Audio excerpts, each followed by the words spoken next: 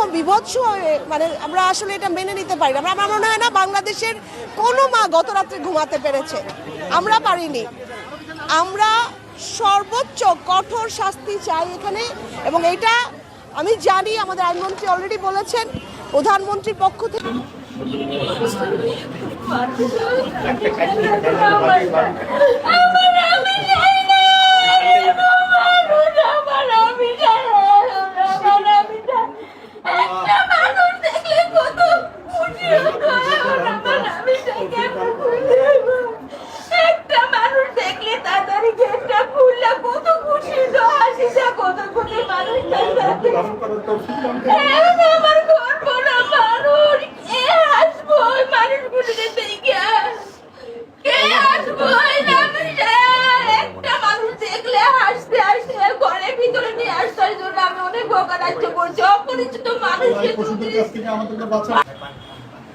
আমি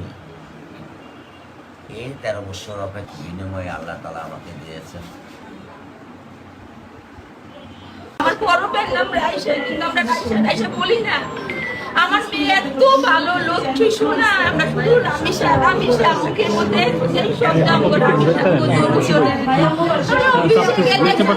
রামিসা, আমরা আর কোনো কিছু নিয়ে গল্প করি না, শুধু রামিসা কি করতেছে, রামিসা খাইছে, রামিসা কি করলো, রামিসা মাদ্রাসা গেছে, রামিসা ওর বাবার মুখে রামিসা,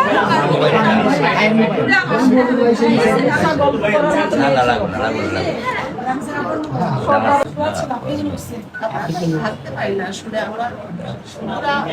আমাদের রামিসা জন্য মানে আমি জানি না বাবা মার ভিতরে কি যায়, যারা আমরা বাবা মা যাদের সন্তান আছে আমরা আসলে দেখতে পারি না। এটা একটা বাবা মার জন্য একটা পুরা আমাদের যে জাতিকালকে আজকে কাঁদতেছে রামিসার জন্য, বাংলাদেশ কাঁদতেছে, সবার কষ্ট হচ্ছে।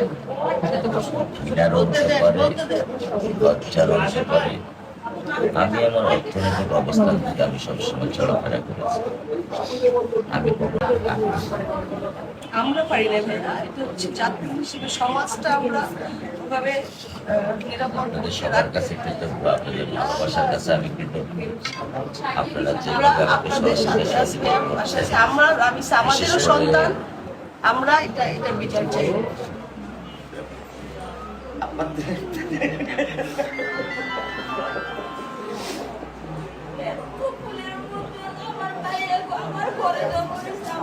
ভাইজান মোবাইলটা ভাইয়ের কাছে দিয়ে না, আপনাদের কাছে রেখে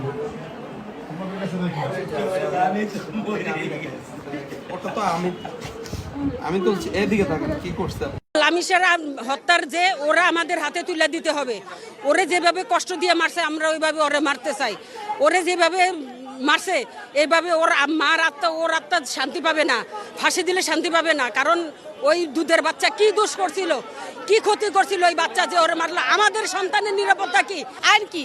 আইনে কোনো বিচার করতে পারছে? এখন পর্যন্ত কেউ দেখছে যে এই হত্যাকারীর বিচার হয়েছে? বিশেষ করে শিশুদের নির্যাতন করার কোনো বিচার পাইছে কেউ? আমাদের লাইফে দেখি নাই, আর আশা করি মোরা দেখবো না। অতএব আমাদের হাতে উঠাই দেওয়া উচিত। আমরা সবাই জনগণের এটা বিচার করবো, সম্মুখে হবে, সম্মুখে। শিশু হত্যার ধর্ষণকারীদের বিচার করতে রাষ্ট্র ব্যর্থ, সরকার ব্যর্থ, আইন ব্যবস্থা ব্যর্থ, বিচার ব্যবস্থা ব্যর্থ। সেক্ষেত্রে আপনারা আসামিদের, যেহেতু আসামি নিজে স্বীকার করছে, তাকে হাতে নাতে ধরা হয়েছে, সে জজের সামনে এজলাসে দ্বারা বলছে আমি খুন করছি, আমি ধর্ষণ করছি, তাকে 10 দিনের রিমান্ড দেওয়ার কোনো প্রয়োজন নাই, তাকে আইনের হাতে তুলে দেওয়ার কোনো প্রয়োজন নাই। তাকে এখানে নিয়ে আসেন, তার বাবার সামনে, তার মার সম্মুখে প্রকাশ্যে তাকে এখানেই খুন করা হোক, এখানে ফাঁসি করা হোক, জনগণ বিচার করুক, ওর মা বাবা বিচার করুক। মানে আমরা যখন এই স্বপ্নটাকে গড়ে তুলি এবং এইরকম বিভৎস মানে আমরা আসলে এটা মেনে নিতে পারি না। আমার মনে হয় না বাংলাদেশের কোনো মা গত রাত্রে ঘুমাতে পেরেছে, আমরা পারিনি। আমরা সর্বোচ্চ কঠোর শাস্তি চাই এখানে, এবং এটা আমি জানি আমাদের আইনমন্ত্রী অলরেডি বলেছেন, প্রধানমন্ত্রীর পক্ষ থেকেও এটা বলা হচ্ছে যে এইখানে দৃষ্টান্তমূলক শাস্তি হবে। প্রশাসন যারা এসছেন এখানে তারাও নিশ্চিত করে গেছেন, এবং এত বড় নৃশংস ঘটনা যেন বাংলাদেশে আর না হয়। সামাজিকভাবে যেন প্রত্যেকটা সমাজে আসলে সচেতনতার দরকার। আমার বিল্ডিংয়ে কারা থাকছে, আমাদের বিল্ডিংয়ে এই মানুষগুলা কেমন, এই জিনিসগুলো জানাও দরকার। যেইখানে যেই গ্যারেজে কাজ করে এই গ্যারেজটাতে আসলে কি কাজ করতো, এই জিনিসগুলো ওনাদের পক্ষ থেকে, যে বাবা মার পক্ষ থেকে সব কিছুর আসলে যেন আমরা বৃত্তান্তটা বের করতে পারি, এটাই তাদের দাবি। তাদের পাশে আমরা সর্বাত্মক থাকবো। প্রত্যেকটা শিশুর নিরাপত্তা নিশ্চিত করাই কিন্তু আমাদের নতুন বাংলাদেশের জন্য আমরা চাই। আর এইরকম মানে অস্বাভাবিক যে সমস্ত ঘটনাগুলো, এই মানুষগুলো তো আসলে আমার মনে হয় স্বাভাবিক না। তো এই সমস্ত মানুষজন আসলে এই সমাজে যেখানে আছে, যে বাড়িতে আছে, মহল্লে আছে, আমার মনে হয় এইটা সচেতনতা আনা উচিত। এই একটা ঘটনাগুলো আর কখনো অ্যাকসেপ্ট করা যাবে না। আসলে আমাদের পক্ষ থেকে এটাই, কঠোর শাস্তি নিশ্চিত করতে হবে।